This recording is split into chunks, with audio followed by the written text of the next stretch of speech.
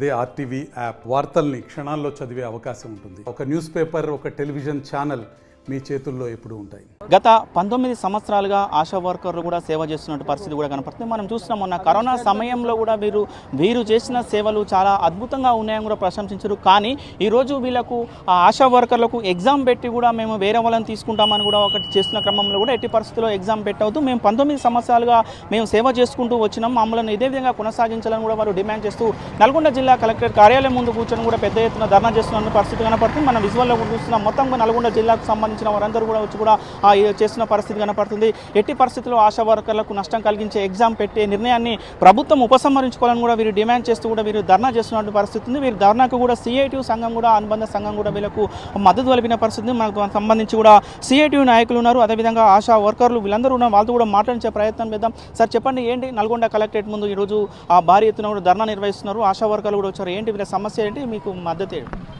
తెలంగాణ రాష్ట్రంలో ఆశా వర్కర్లు వైద్య ఆరోగ్య శాఖలో 19 సంవత్సరాలుగా ఈరోజు పనిచేస్తూ ఉన్నారు.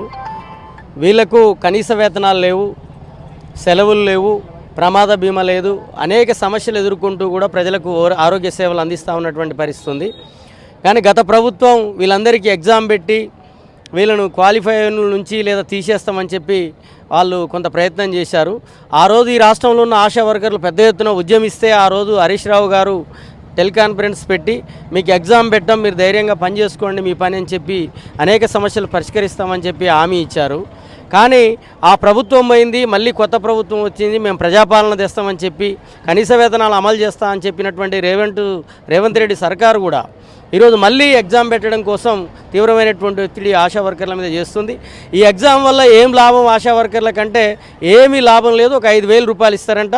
మరి క్వాలిఫై కానోళ్ళని ఏం చేస్తారు, క్వాలిఫై అయిన వాళ్ళకి ప్రమోషన్ ఏమి ఇస్తారు, దాని విధానాలు ఏమీ లేకుండా ఎగ్జామ్ పెట్టి ఆశా వర్కర్లను భయభ్రాంతులకు గురి చేసేటువంటి కుట్ర ఈ ప్రభుత్వం చేస్తుంది.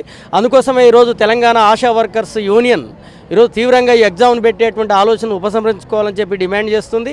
ఇది ఉపసంహరించకపోతే రాబోయే కాలంలో పెద్ద ఎత్తున పోరాటం కూడా చేస్తామని చెప్పి హెచ్చరిస్తూ ఉన్నాం.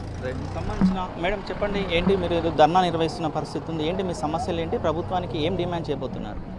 మాకు పరీక్ష పెడతామంటున్నారండి. ఈ గతంలో పెడతామన్నప్పుడు గత ప్రభుత్వాన్ని మేము అడిగితే అప్పుడు రద్దు చేసిరు.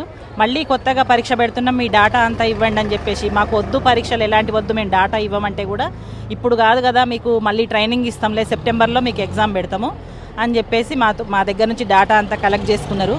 మేము ప్రతి డిపార్ట్మెంటులో ఏ పని వచ్చినా కూడా మాతో పని చేయించుకుంటున్నారు. కానీ మాకు ఇచ్చే డబ్బుల కాడికి వచ్చేసరికల్లా మాత్రం కనీసం ఏఎన్సీ పిఎన్సీ టార్గెట్ ఉంటేనే, అంటే ఒక గర్భిణి ఒక బాలింత వీళ్ళిద్దరు ఉంటేనే నెల మొత్తం మీద ఎన్ని పనులు 30 రోజులు పని చేసినా సరే ఈ టార్గెట్ అనేది కంప్లీట్ అయితేనే మీకు బిల్లు ఇస్తామంటున్నారు.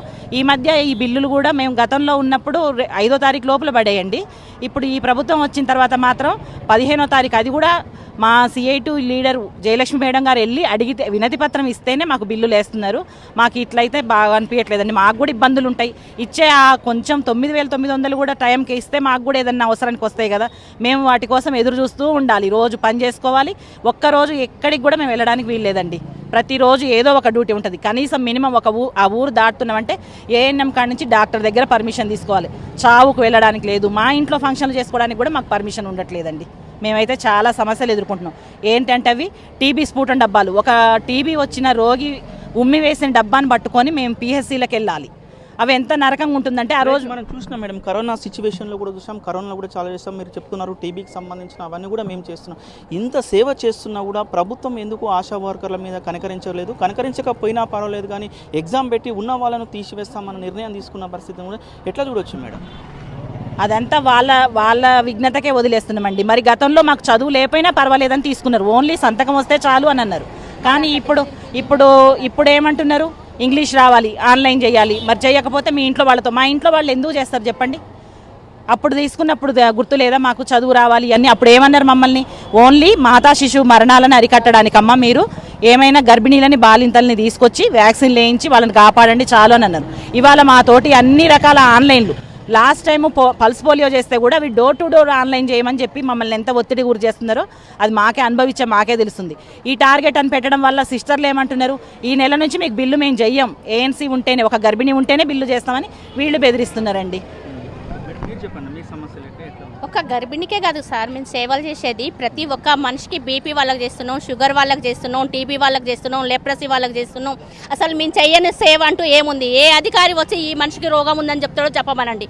మా ఆశా వర్కర్లకు చెప్తాం, ఏ ఇంట్లో ఏ మనిషికి ఏ జబ్బు ఉందో ఖచ్చితంగా నేను ఇక్కడ ఉండి రిపోర్ట్ ఇస్తాను, మీరు పోయి అక్కడ ఎంక్వైరీ చేసుకోరి. ఆ విధంగా మేము గ్రామాలలో సేవలు చేస్తున్నాం. ఇంత సేవ చేసే మాకు ఎగ్జామ్ పెట్టి తీసేయడమే సార్. మాకేం చెప్తున్నారు ఎగ్జామ్లో మీరు మీరు ఇప్పుడు హై లెవెల్ పోవడానికి ఒక ఎగ్జామ్ రాసి వస్తే ఒక నలుగురికి ట్రైనింగ్ ఇచ్చి మీ సబ్ సెంటర్ నుంచి విహెచ్ఎండికి మీకు మీరే కౌన్సిలింగ్ చెప్పుకునేటట్టుగా మిమ్మల్ని నలుగురిని పంపిస్తాము, ఈ ఎగ్జామ్ అది అని చెప్పారు. కానీ తీరా చూస్తే అది మోసం అని మాకు అర్థమవుతున్నది. అది కాదు ఆ విధానం. ఒకవేళ మీరు నలుగురికే ట్రైనింగ్ ఇచ్చి నలుగురినే పంపాలంటే మేము స్వచ్ఛందంగా ఇప్పుడు 60 మంది ఉన్నాం, 60 మందిలో నలుగురిని మేము తీసుకుంటాం. చదువు వచ్చిన వాళ్ళు, మాట్లాడేవాళ్ళు, రాసేవాళ్ళు, మాట్లాడేవాళ్ళు ప్రతి ఒక్క నలుగురిని మేము కౌన్సిలింగ్ ఇచ్చి పంపిస్తాం. కానీ ఎగ్జామ్ పెట్టి ఈ ఎగ్జామ్ విధానంలో మమ్మల్ని అన్యాయం చేయడం కరెక్ట్ కాదు. ఈ ప్రభుత్వానికి ఖచ్చితంగా మాకు ఫిక్స్డ్ వేతనం చేయవలసిందే. ఇప్పుడు గ్రామ పంచాయతీ వాళ్ళు కూడా మా కాడికి వచ్చి రిపోర్టు తీసుకుంటున్నారు. గ్రామ పంచాయతీ వాళ్ళు ఎంతమంది ఈ సంవత్సరంలో పిల్లలకి ఇంజెక్షన్ ఇచ్చినావు, నువ్వు ఎంతమంది నీ ఊళ్ళో మాతా శిశు మరణాలు జరిగినాయి, ప్రతి ఎంక్వైరీ మా దగ్గర చేసినప్పుడు మాకెందుకు ఫిక్స్డ్ వేతనం చేయరు? మేము కష్టపడుతున్నాం కదా, మేము ఏసీ రూమ్లలో కూర్చుంటలేం కదా, ఇంత కష్టపడే మాకెందుకు చేయరు? ఖచ్చితంగా మాకు ఫిక్స్డ్ వేతనం చేయాలి ఈ ప్రభుత్వం. సార్ మేము గత 19 సంవత్సరాల నుంచి వెళ్ళి ఆశా వర్కర్గా పనిచేస్తున్నాము.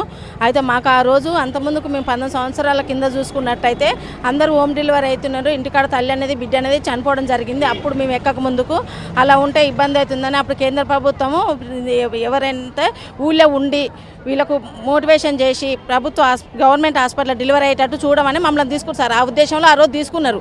ఆ రోజు తీసుకుని 19 సంవత్సరాలు అవుతుంది. గత ప్రభుత్వం బీఆర్ఎస్ ప్రభుత్వం ఉన్నప్పుడు హరీష్ రావు మంత్రి గారు ఉన్నప్పుడు కూడా ఎగ్జామ్ అనేది తీసుకొచ్చారు. ఎగ్జామ్ అనేది తీసుకొస్తే మా సిఐటి వాళ్ళందరూ ఎగ్జామ్ గురించి వెళ్ళి మాట్లాడి దాన్ని అయితే ఎలక్షన్ ముందర వద్దని లేచి దాన్ని రద్దు చేసింది సార్. దాన్ని రద్దు చేసింది మళ్ళీ ఈ ప్రభుత్వం ఇప్పుడు తీసుకొచ్చింది. 19 సంవత్సరాల నుంచి పనిచేసి వాళ్ళు ఎగ్జామ్ అని అంటే ఎంతవరకు న్యాయం సార్? ఈ ప్రభుత్వానికి న్యాయం కాదని మేము చెప్తున్నాం. మాకు అలాగే సార్ పని తగ్గ పారదర్శకం అంటారు. పని తగ్గ పారదర్శకం అని మిగతా పనులన్నీ చేపిస్తారు. ఇప్పుడు మా ఒక్క డిపార్ట్మెంటే కాదు, హెల్త్ డిపార్ట్మెంటే కాదు, ఇప్పుడు ఎంఆర్ఓ ఆఫీస్ నుంచి వెళ్ళి ఎండిఓ ఆఫీస్ నుంచి వెళ్ళి ఊళ్ళే గ్రామ కార్యదర్శి నుంచి వెళ్ళి అందరు పనులు చెప్తారు సార్. మేము ఏఎన్ఎం పని చేస్తాం, సూపర్వైజర్ పని చేస్తాం, డాక్టర్ ఇంతమంది పని చేసినా కూడా మాకు పని తగ్గ పారదర్శకం అనేది ఉంది.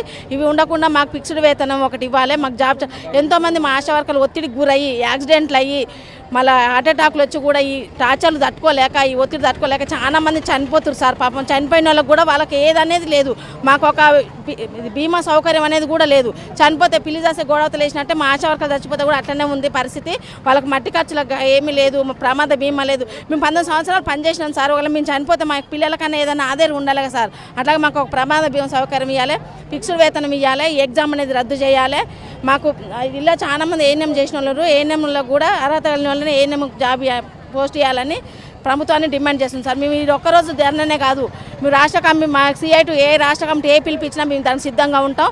మేము టెంట్ కింద సమ్మె నిరవధిక సమ్మెకైనా సిద్ధంగా ఉంటాం సార్. మా సమస్యల పరిష్కారం వరకు మేము సమ్మె కూడా పోరాటాలు చేస్తాం సార్.